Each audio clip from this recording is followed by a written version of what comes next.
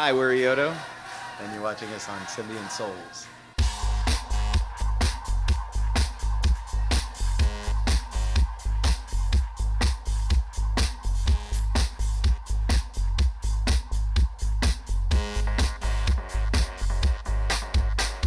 You guys do a very unique style of music, obviously all improvised. You know, you have lots of toys that you're playing with and really feeling it as you go. Since you've been doing that, have you noticed any other bands doing that, or do you think that'll be a trend that continues in the future? Do you think maybe music is kind of going that way where we're improvising? I think adding live instruments to electronic is obviously a wave. Improvising, we haven't seen much traction. Not many people are really taking it on, that it's all improv. And so when people are on board with that freshness and knowing that every note that's being played there's nothing preconceived about it, really helps people become a part of the experience, I think. Yeah. My vibe is, the reason my access point to electronic music was the super loungy down tempo with real instrument kind of things, but weird quirky stuff. And that's always where I gravitate to. Like with EOTO, I'll just start going there. I'm like, no, be gnarly. Okay, gnarly now. I like all different styles. It's great to see, new stuff come out, and even if I don't get it, for some reason there's someone got excited about making it, and someone got excited about listening to it.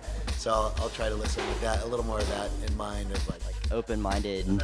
Yeah, like I like juke music from Chicago, but it's not necessarily something I want to play particularly. I just like listening to it, and it's like, wow, that's a different vibe.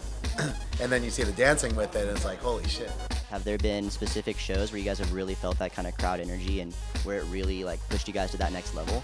Almost every show to an extent feels like that, even if it's I don't know whether the crowd's up in your face like it was last night. There's a whole nother energy, and they're in a balcony almost like right on top of you. In the Sahara Desert in Mali, 3 hours outside of Timbuktu. That was pretty amazing. That's the song title. Yeah. 3 hours outside of Timbuktu. And that was for a music festival out there. And it's pretty much, if you could even make it out to the festival, you're some kind of a warrior, because some people would try to fly, and there's stories of plane parts falling off and stuff coming from the capital city. Just trying to get to the festival. Yeah, but if you drove from Bamako, then you had to do 3 days of driving on just the roughest terrain and stuff. And then at some point when you hit the desert and you're driving in the desert, you have to have an army person drive you around, because they're the only ones that know how to drive in that sand. Wow. When was this? This is 2007. But every step of that way is adventure, and it's sometime. Awesome build up. Oh yeah, and you're crossing rivers with crocodiles and all that. It's just to get to this festival. Would you guys maybe want to just describe tour life a little bit? Tour bus life is a more world apart. The other part is kind of more predictable. But tour bus life is a strange and wild, irreplaceable beast.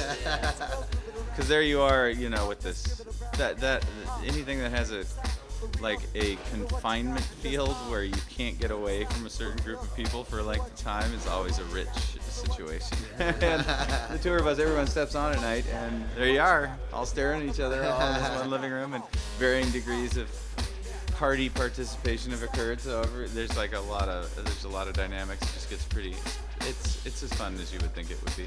The one thing that's weird about it for me is that it feels a little detached when you get driven around in a tour bus. It feels like some sort of animated state where you're just a robot designed for playing music, and then you get put back in your box and taken to the next spot and then set up again. Traveling with the circus. Where the hell am I? What's going on? Whereas when you drive yourself around in a minivan like we're doing now, then it's more like you're in charge of the destiny and the quest as it goes. I noticed you guys aren't using the full stage with the video mapping and everything, so is that with spring tours you kind of keep it a little more compact and easier for you guys just to manage? The visual thing that you'll hear in other shows is lighter and more nimble than our Lotus, but I think pretty enveloping, and a whole new VJ, so a whole new light, a whole new feel. A new DJ. Different new visual habitats that we're going to be found in.